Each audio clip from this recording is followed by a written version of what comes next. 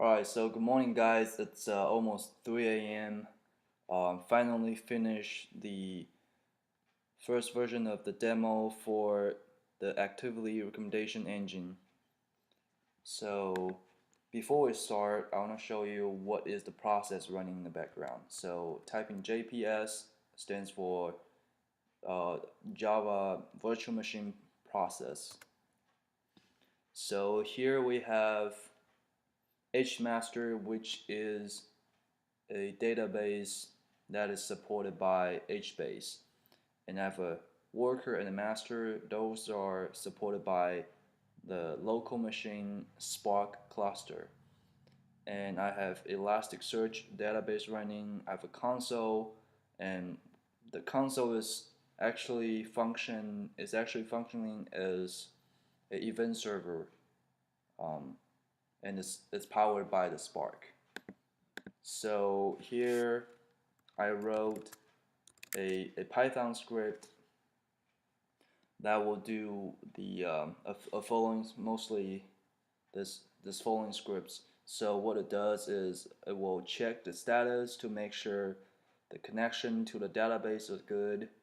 It will create the app, and it will import data, build the app.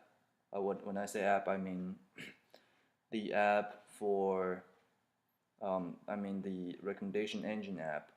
So we'll build the app, import data, build the app, um, and then train the engine, which that is the process that will take the longest time. And then we'll deploy. And then after deploy in that script, I run over some queries to demonstrate the functionality. So I call this file dummy test server because the intention is to mimic the server. The intention is to mimic the server. I'll show you in this diagram right here.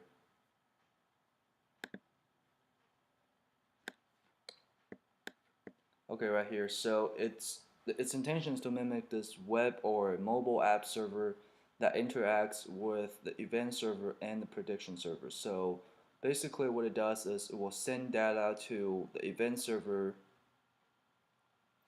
An event server will do the things that it needs to do. You know, feed the data to the prediction server, do the training and all the stuff.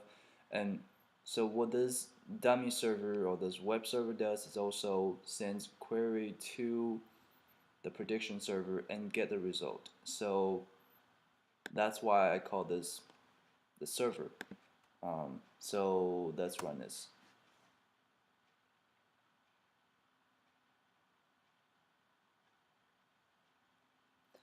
So like I said earlier, it's checking the backend database to make sure all the connections are good.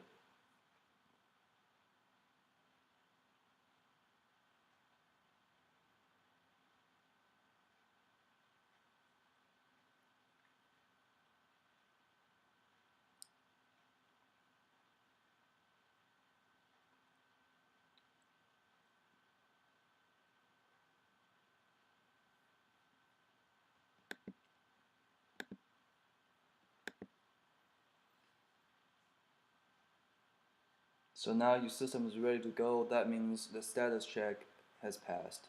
So the next step is creating the app.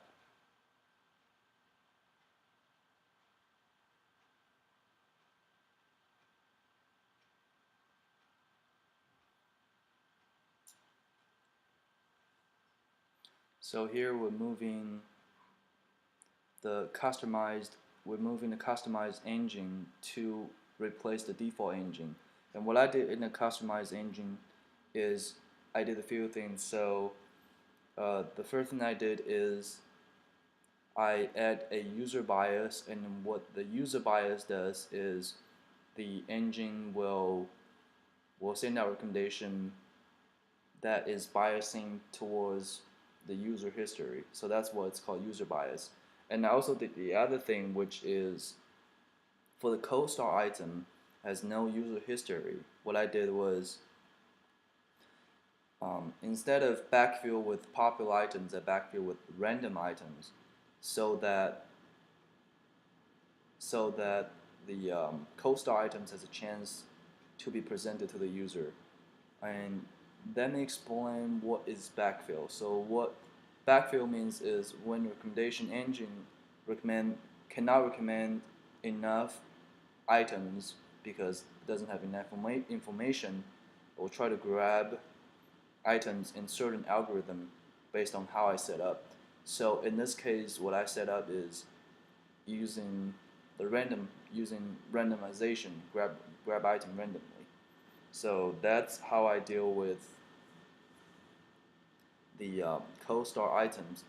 And to deal with co-star users, the way I do is sending out popular items to the user that has no item history, and that's how I deal with the co-star users.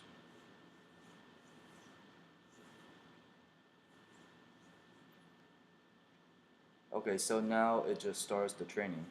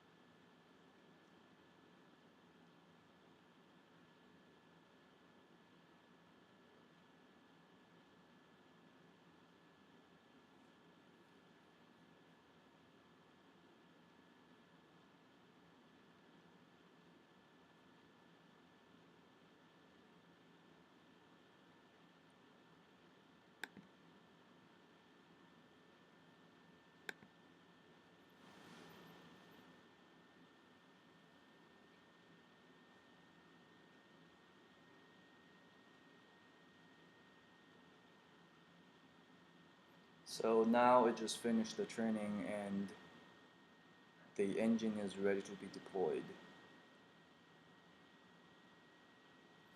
And once it's deployed, it's going to run through the Python script I set up that will send out some queries.